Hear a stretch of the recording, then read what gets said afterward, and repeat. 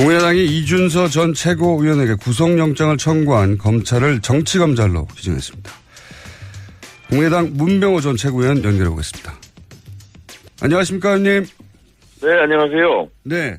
국민의당에서는 지금 그 검찰이 여당 대표 가이드라인을 따라서 구속영장을 청구했다. 이렇게 요약하자면 보고 있는 거죠? 제가 그렇게 의심을 하고 있죠. 왜냐하면은 지난주에 기류가 이유미 씨 단독 범행으로 흘러가다가 네. 주말에 이제 갑자기 이준서 전 최고위원까지 영장을 청구하게 된 배경이 뭐냐. 네. 그것을 이제 저희 당에서는 추미애 대표가 머리 자르기 발언을 해서 가이드라인을 줬고, 이제 검찰이 현 정권에 대해서 잘 보이기 위해서 네. 권력 해바라기성 수사하는 게 아닌가 그렇게 판단하고 있습니다. 그런 의혹이 있다 이렇게 이제 말씀하시는 거죠. 네. 네. 네. 그런데 그 이전 추미애 대표의 발언 이전까지는 검찰이 내부적으로 단독 범행으로 결정하려고 했다는 또 어떻게 아십니까? 그렇게 했다는 걸 알아야 그게 그렇게 제가 좀 대충 이제 또 수사 상황을 제가 조금 이렇게 여기 듣고 있었는데요. 그런 흐름이었다고 알고 있었습니다. 근데 이제 이 사건이 좀 작년에 리베이트 사건하고 비슷하게 흘러가는 것이. 리베이트 사건이요? 작년 리베이트 사건 때는 저희가 좀 업무 처리 미숙을 했었는데 그걸 가지고 검찰에서 뭐 대단한 제가 선거법 위반이 있는 것처럼 영장을 청구하고 2번이나 청구하고 기소해가지고 결국 무죄가 됐습니다. 네. 근데 이번에는 이제 이유미 씨 조작에 대해서 저희가 할 말은 없죠. 정말 잘못하고 죄송했다고 말씀드리는데 네네. 그것을 또 자꾸 또 윗선에 연결시키려는 정치적인 의도가 있는 게 아닌가. 만약에 이준서 전 최고위원에 대해서 또 영장이나 또 기소를 해가지고 만약에 무죄가 되면은 검찰이 과연 책임질 것인가 하는 것에 대해서 저희는 상당히 의심을 하고 있습니다. 작년에 리베이트 사건 무죄 판결 났는데 수사한 검찰이 사과하거나 책임졌단 말 들어본 적이 없습니다. 네, 무슨 말씀인지는 알겠는데, 근데 당시 리베이트 사건은, 국민의당 내부 제보에서 출발을 했고, 선관위가 고발한 사건이라서, 선관위 기준에서 고발 대상이 됐던 것이고, 출발은 국민의당 내부 제보였기 때문에, 제가 보기엔 좀, 그렇게 억울해 하실 일은 아닌 것 같고요. 결과는 비슷해요. 결과는 이제 누구 말을 믿느냐인데. 그러니까. 결국 이번에도. 제 말은, 리베이트 사건이 어떤 음모나 혹은 정치적 고려 때문에 출발한 게 아니기 때문에 그런데 이번 사건 같은 경우에도 이제 국민의당 내부의 문제로 출발한 거 아니겠습니까? 근데 문제는 말씀대로 하자면 검찰은 내부적으로는 단독 범행으로 결론 내려고 하고 있었는데 여당 대표가 가이드라인을 줘서 그래서 이준서 최고위원까지 구속영장을 청구하는 것으로 기류가 바뀐 것이다. 그런 의혹이 있다. 이렇게 보시는 거 아니겠습니까? 예. 저는 작년과 똑같다고 보는 것이요. 예. 출발은 저희가 국민의당이 미숙함으로 단초를 제공했죠. 작년에도 리베이트 사건도 네네. 무슨 계약서를 위조한다 할지 여러 가지 업무 처리를 잘못했어요. 네. 그걸 가지고 검찰이 이제 침소 공대 가지고 마치 무슨 돈이 왔다 갔다 한 것처럼 그렇게 해가지고 기소를 해서 저희 국민의당 안철수 전 대표에게 막대한 타격을 줬고요. 네. 이번에도 이유미 씨 단독 범행한 걸 가지고 그걸 가지고 자꾸 이제 언론에다 뭘 얘기하고 이준서 전 최고가 개입이 됐다. 무슨 박지원 대표한테 보고가 됐다. 이렇게 해서 자꾸 침소봉대해가지고 마치 국민의당 전체가 이것에 무슨 관여가 된 것처럼 그렇게 지금 몰고 가고 있지 않습니까? 저는 똑같은 지금 사건 과정이 되고 있다고 판단하고 있습니다. 네. 어쨌든 당신은 검찰 인지수사가 아니라 이제 선관위 고발건이었다는 걸 다시 한번 말씀드리고. 근데, 이게 핵심이 이준서 최고위원의 진술과 이유미 씨의 진술이 대립되는 거 아니겠습니까? 네네. 그런데, 간단하게 요약하면 이유미 씨는 일관되게, 지시에 의해 행동한 것이라고 하는 것이고, 이준서 최고위원은 일관되게 자신은 조작된 자료인지 몰랐고 지시한 적도 없다. 이렇게 대립하는 건데, 네네. 물증 같은 거는 대단히 약한 것 같고, 정황으로 파악하는 것 같습니다. 그런데 이제, 이준서 진술을 믿어주는 것이 국민의당인 것 같고요. 그렇지 않습니까? 그렇습니다. 예. 예. 그런데 이제 검찰이 그 진술에 의구심을 가지는 건 단지 검찰만 그런 건 아니거든요. 한 여론조사에 따르면 단독 범행 아니라고 생각하는 여론은 70%가 넘는데 물론 여론이 유죄라면 유죄라는 게 아니고요. 이게 누구 진술을 더 믿느냐 하는 문제라고 하면 어차피 심증인데 국민의당은 예. 밖에서 보면 이준서 최고위원의 진술 신빙성이 떨어진다고 생각하는 사람들이 많거든요. 그러니까 그게 곧 검찰이 가이드라인을 따른 증거다라고 하기에는 좀 약하거든요. 여론은 그렇게 볼 수밖에 없죠. 자꾸 예. 언론에서 자꾸 그렇게 보도지 않습니까? 무슨 뭐 통화를 했는데 뭐 문자를 보냈다. 또 뭐 이것저것 다 뭐 잘라버리고 이준서 전 최고위원한테 불리한 문자 같은 걸 보도하고 하니까 네. 국민 여론은 당연히 그렇게 뭔가 국민의당이 뭐 조직적으로 개입하고 윗선에서 하고 있었다 이렇게 생각할 수밖에 없습니다. 작년에 리베이스 사건도 똑같았어요. 우리가 내부에서 돈 받은 것도 없었고 억울하다 했지만은 국민들께서는 다 무슨 국민의당 당직자들이 다 돈 받아먹고 뭐 다 빼돌리고 이렇게 한 걸로 다 인식하셨지 않습니까? 그래서 저희 국민의당과 안철수 대표가 멍이 든 거예요.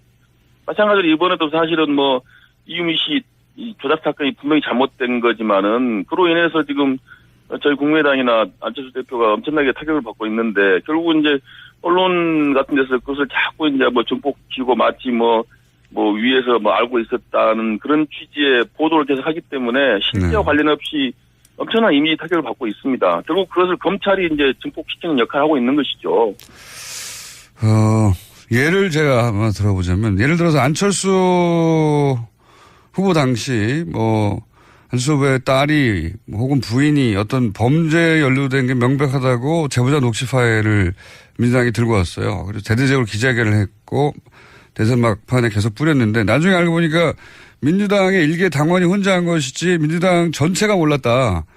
그러면 의원님은 그걸 믿으시겠습니까 그냥? 그건 믿기 힘들거든요. 물론. 사장님 논리 비약인데요. 그거하고는 다르죠. 문준용 씨 특혜 의혹 사건은 상당한 저는 근거가 있다고 봅니다. 그렇기 때문에 이것이 또 이 이슈가 그 당시에 이유미 씨가 녹취록을 가져와서 처음으로 이슈가 됐다면 제가 검증을 더 철저히 했을 거예요. 그런데 이미 문준용 씨 그 특혜 취업 사건이 이미 이슈가 돼 있었고 이것은 하나의 추가적인 증거였다는 거죠. 그렇기 때문에 저희가 조금 더 검증에 소홀하고 덜컥 믿은 그런 과오를 범한 겁니다. 그런데 안철수 후보의 가족 관련해서도 여러 의혹은 있었습니다. 그것은 이제 근거가 좀 제가 볼 때 객관적으로 근거가 조금 약하죠. 네, 상대 후보라서 근거가 약하다고 상대 후보 주장이라서. 제가 객관적으로 봤을 때 근거가 좀 약하고 문준용 씨 특혜 취업 사건은 상당한 의혹이 있다고 봐야죠. 그러니까요. 네, 국민의당은 그렇게 생각하신 거고 민주당은 네네. 안철수 후보 측에 상당한 의혹이 있다고 생각했을 수 있는데 제 말은 국민의당 입장에서는 억울하실 수 있는데 밖에서 보면 그런 의구심을 가지는 건 합리적인 수준의 의심에 가깝다. 억울하실 수 있으나 그래서 그걸 곧장 검찰의 어떤 가이드라인에 따른 행동이다라고 판단하기엔 혹시 다른 근거는 있습니까? 하필 그때 추미애 대표가 머리짜리란 말을 했는데 그리고 나서 이런 게 나왔다. 이거 말고 또 다른 근거가 있나요? 가이드라인이라고 하시는? 그런데 여러 가지 제가 이제 문자나 카톡이나 여러 가지 주고받은 정황을 봤을 때 그렇다는 거고요.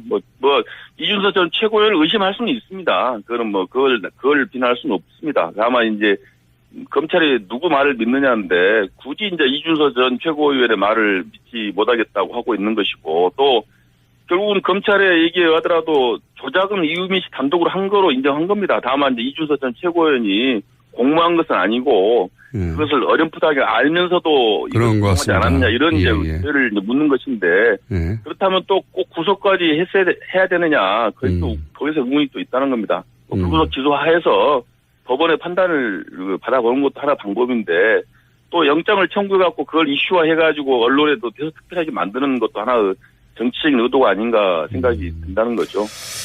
미필적 고의라고 이제 표현되던데, 예. 근데 사실, 변호사님이시니까 아시겠지만 미필적 고의도 사안이 중대하면 구속되는 경우가 있지 않습니까?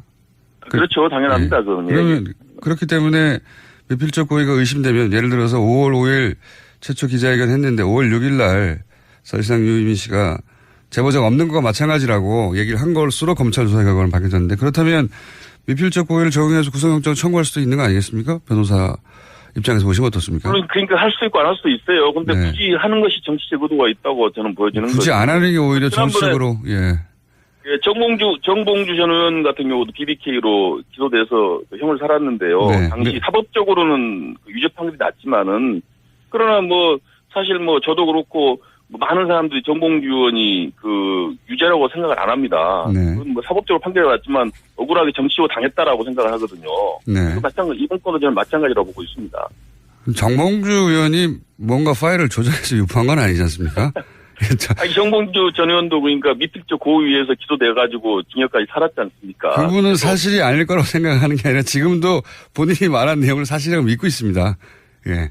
어쨌든. 그러니까요. 그러니까 그 정봉주 전 의원도 정치적으로는 결국은 그 유죄 판결 받았지만 정치적으로 억울하다고 생각하는 거 아닙니까? 많은 사람들 그렇게 또 믿고 있고. 이번 경우도 마찬가지죠. 검찰이 영장 청구하고 기소할지 모르지만은 정치적인 그 판단을 하고 있다고 보고 있다는 거죠.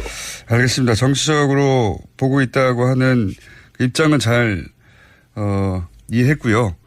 뭐 동의하지 않으신 분들이 있겠지만 그거는 의원님이 설득하셔야 될 문제인 것 같고요. 네. 네. 자, 또 한 가지 더 여쭤보자면 뭐 이미 여러 번 나온 얘기인데 안철수 전 대표가 너무 입장 발표가 늦다. 무슨 얘기든지 간에 이런 문제 지적은 참 많지 않습니까? 예.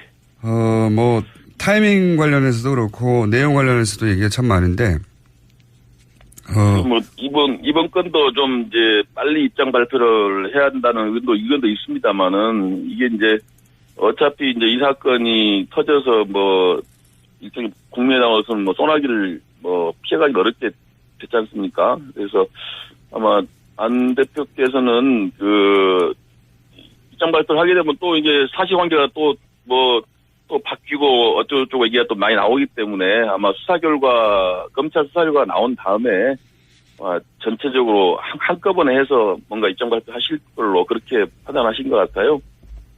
예. 중간에 또 만약에 또 네. 이준서 전 최고는 관계가 없는 걸 전제로 발표했다가 또 검찰에서 또 이준서 전 최고는 관계가 있다고 발표하면 또 이게 꼬이기 때문에 아마 전체 또 저희가 어떤 검찰의 정치적인 수사를 우려하기 때문에 그래서 이제 최종 검찰 수사